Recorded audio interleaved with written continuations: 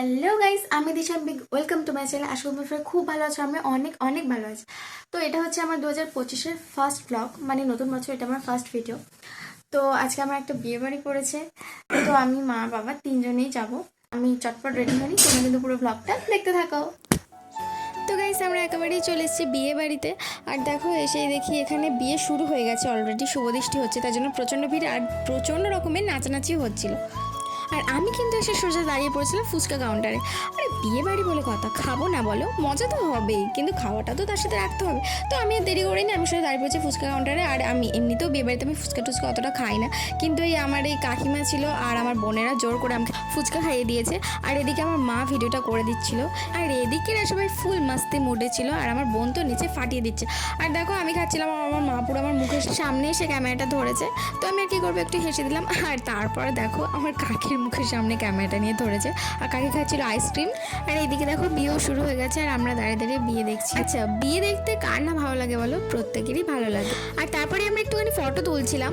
আর এদিকে দেখো আমার বোনের বর দুজনে পোজ দিয়ে হেভি করে ফটো তুলছে, আর আমি এদিকে একটু সরে এসে একটু ভিডিও করছিলাম। আর আজকে আমাকে এই শাড়িটা পরে কেমন লাগছে তোমরা কিন্তু অবশ্যই করে জানিও কমেন্টে।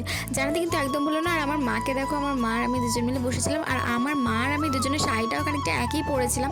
তো সেটাই বলছিলাম যে দেখো আমাদের দুজনের শাড়িটা অনেকটা একই, শুধু কালারটা একটু আলাদা, ডিজাইনটা একটু আলাদা। আর ফাইনালি সেই মুহূর্ত চলে এলো, সিঁদুর দানের সময়। এই মুহূর্তটা তো প্রত্যেকটা মেয়ের জীবনে খুবই স্পেশাল একটা মুহূর্ত। ফাইনালি শুভ বিবাহ সম্পূর্ণ হলো। আর বিয়ে শেষ হতেই আমরা চলে আসি পেট পুজো করতে। এখানে খাবারও দিয়ে দিয়েছিল, নানা চানা মশলা। তো খাওয়ার সময় আমি আর কোনো ভিডিও অন করিনি, সোজা খাওয়া দাওয়া কমপ্লিট করে এসে দেখি এখানে ফটো তোলা হচ্ছে বর বউয়ের।